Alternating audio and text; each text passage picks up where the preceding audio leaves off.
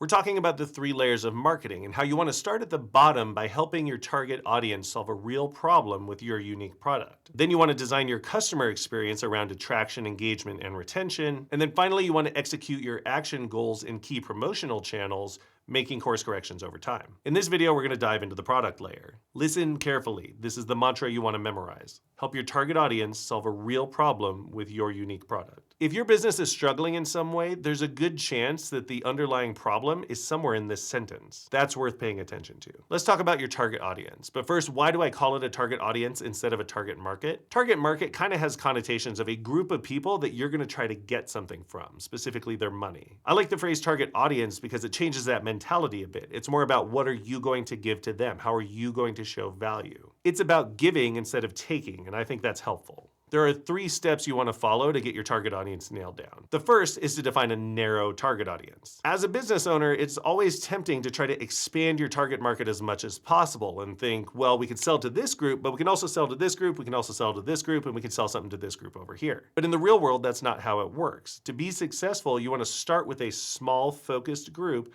and sell something very specific to them. Once you nail this, you can always expand later. Don't feel like this is going to limit your business. But if you want to get traction in the early days, you really want to find a very specific group of people and sell them a very specific product. Startup expert Paul Graham is quoted as giving the advice, build something 100 people love, not something a million people kind of like. The expectation with a broad audience is that a bigger target audience means more customers. But the reality turns out to be that you wind up with a generic product or service, and then none of them are really interested in it. On the other hand, with a narrow audience, your expectation would be that a smaller audience means fewer customers. But the reality is that your product is just right for them, and that makes them super excited, and they go out and tell other people about it. And that focus really does affect your messaging. When you're trying to appeal to a broad audience, your message becomes generic and watered down and ignorable. But when you have a narrow message for a small group of people, that becomes really specific and relatable and powerful. And the crazy thing is that by narrowing down your target audience and getting that small group of people super excited, what you often find is that their momentum pulls a bunch of other people along with them, and you wind up capturing audiences you weren't expecting, leading to more customers. The second step is to actually talk to your audience with a real desire to learn.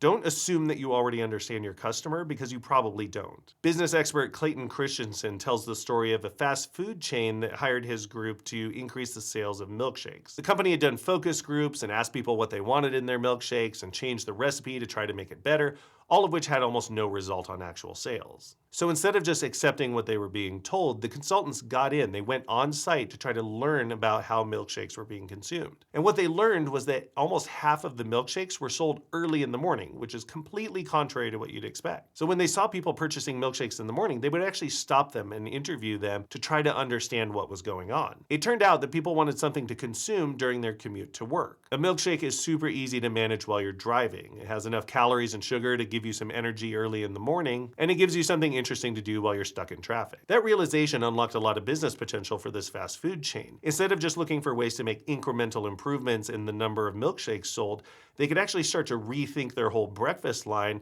and figure out how to meet this unmet need that commuters have. Almost all customer research I've ever done has resulted in business-changing surprises. There is a goldmine of business opportunity sitting in your customers' heads if you would just be willing to go talk to them. Here's an example of how boots-on-the-ground customer research can change the game. My team was hired to redesign the software interface for a key duplication kiosk. These are the machines you see in like a Home Depot or Walmart where you put your key in and it'll automatically make copies of it. The company that hired us was noticing a lot of abandonment in the process, and they wanted us to make the interface nicer to keep people around and help them complete the sale. Knowing how important it was to figure out what was really going on, we insisted that they let us go on site and spend time doing real user research. And the things we learned in that process completely changed how we designed their product. After watching and talking to customers, what we really came to understand was that if you're getting new keys made, you're probably going through something stressful in your life at that moment. Maybe you moved into a new place, or you had to change your locks for some reason. Whatever the cause, users were coming to this transaction with an already elevated stress level. Then you add to that the fact that these are usually placed in a high-traffic, highly distracting area. I remember hanging out in the entryway of a Walmart watching a mother trying to duplicate keys while her kids were trying to run out the door. And the existing software on the kiosk was kind of designed from an engineering perspective instead of from a user perspective. So when something went wrong wrong and it couldn't duplicate the key,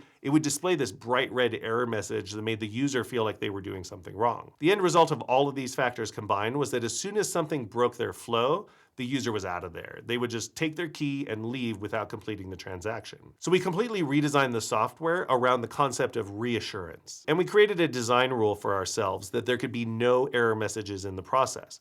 Whatever happened, it wasn't the user's fault. We designed the whole flow around the idea of positive guidance instead of telling them they had made an error. The end result? A lot fewer users abandoned the process partway through, leading to more revenue and success for the company. This is why it's so important for business owners to do actual customer research and to not assume that they understand their customer or what their customer actually needs. When that client hired us, they did not understand that those were the problems that were actually happening. We had to go and figure that out ourselves. If your business isn't giving you the results you're expecting, there's a decent chance that there's a gap in your understanding of your customers and what they really need. And the only way you're really going to solve that is by going out and watching them firsthand and talking to them yourself to understand what's really going on. If you don't actively interview the people you're selling to, you're killing your business. The third step of dialing in your target audience is to build a focused audience profile. It's a lot easier to sell to one person than it is to a nameless crowd. So you want to condense your whole target audience into a single profile. And it can be an actual human that you know, a customer that you have or a customer that you're trying to get, or it can be a composite of your learning about multiple customers combined together in a single representative profile. When you're trying to build a product or service, trying to focus on a whole crowd of people at once is too distracting. Your brain can't handle it well. So you want to focus on solving problems for one person. You'll sometimes hear the term persona used for this kind of document. There's no single format that always works for an audience profile, but here's some of the things you might want to consider including. Demographic information like their age, gender, income, education, or family status. Psychographic information like their values, interests, attitudes, and motivations. Their goals and aspirations, what they're really trying to achieve. Their challenges and pain points related to your product, so the problems and obstacles and frustrations they're dealing with. Their buying behavior, how do they decide what and when to buy? Communication channels, asking how they prefer to communicate. Their influences, who or what shapes their purchase decisions. And what objections tend to come up in their minds before they buy. And don't just make this stuff up. You want to actually do the research. This is where you find those nuggets of insight that transform your business and make yours take off where others didn't. In your audience profile, you only want to include what you've actually learned, not what you think, what you've learned. And in the end, if your audience profile pretty closely matches what you were expecting, there's a good chance that you did it wrong. Time and time again, I have been surprised when I do customer research.